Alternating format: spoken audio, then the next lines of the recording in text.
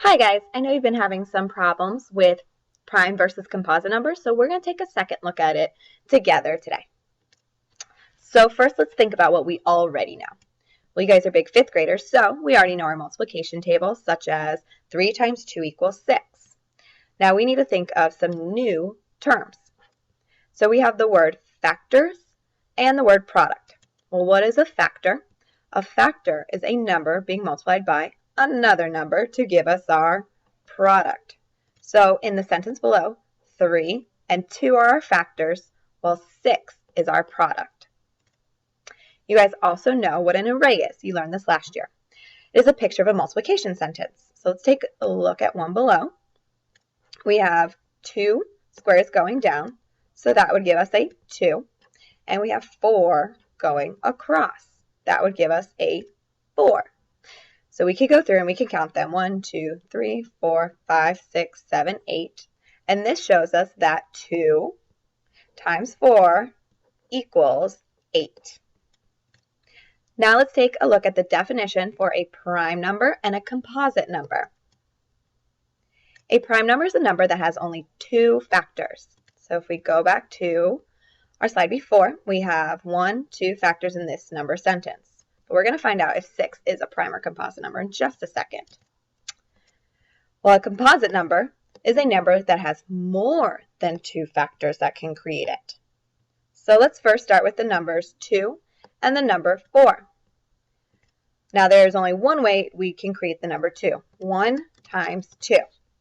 Even if we can create the number sentence 2 times 1, those are still the same numbers, just in a different order. So we say it can only have 2 factors. I know that can get confusing sometimes. Now for 4, we can create it 2 different ways. We can do 1 times 4, or we could do 2 times 2. So 4 would be composite because it has 2 different ways we can create it, or more than 2 factors, while 2 only has 1 way to create it, so it has only 2 factors. So now let's take a look at how an array can help us look at prime and composite numbers. But first, before we move on, there are 2 exceptions. The number 1 and the number 0 are neither prime nor composite. So those are 2 exceptions that we just have to remember. Okay guys, so I told you we would take a look at the number 6, creating an array. So we can build our number 6. So I'm going to drag over 6 pieces. 1, 2, 3, 4, 5, and 6. So I've created an array. This is just one example of an array that creates the number 6. So we have 1 here, and we have 6. So that would give us the number sentence 1 times 6. Equals our 6. Let's see if we can create another way. So I'm going to use my same blocks. I'm going to see if I can make another rectangle or square kind of shape, just like an array, because we know with an array, no one can be out on their own. Well, right here we have another one. I have 2 and I have 3. So we can also say 2 times 3 equals 6. Now we have 1, 2, 3, 4 factors, so that means 6 must be composite. Well, let's try a new number. How about the number, we'll do 7, nothing too much bigger. I'll pull over my pieces. 1, 2, 3, 4, 5, 6, and 7.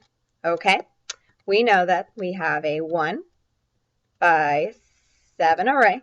So we'll write over here, 1 times 7 is one option. Now I'm going to use the same squares. I'm going to see if I can create another rectangle or square shape and make the number 7. I'll start off how I did the 6. Oh, that doesn't work. No.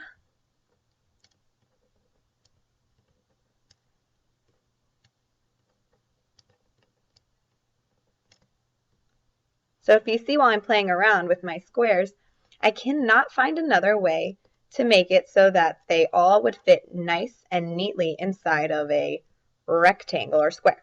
There seems to be one on the outside. So that means there's really only one way in which we can create the number 7, which is 1 times 7. So that would mean that 7 must be a prime number. So what about the number 11? Do you think this is going to be a prime or a composite number? Pause the video now and talk with your neighbors about what kind of number do you think this will be, a prime or a composite? All right, let's build it together and see. 1, 2, 3, 4, 5, 6, 7, 8, 9, 10, and 11. So we have one very long and skinny rectangle, and that gives us a 1 by 11 rectangle. So we know 1 times 11 is one number sentence we can use. Now I'm going to take away my box and see if I can move around my squares to try and make another rectangle.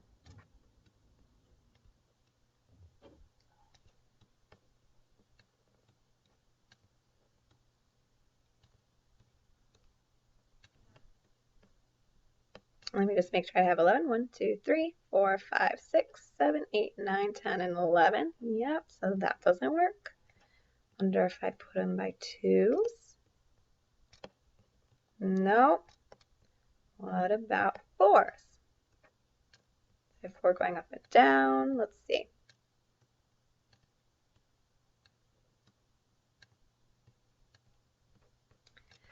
Nope, it does not seem like I can make all of them fit within a square or a rectangle.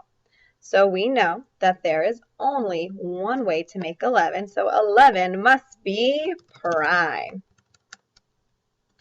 You guys did a great job working along with me today. I hope this helped you figure out how we can look at prime and composite numbers with a picture.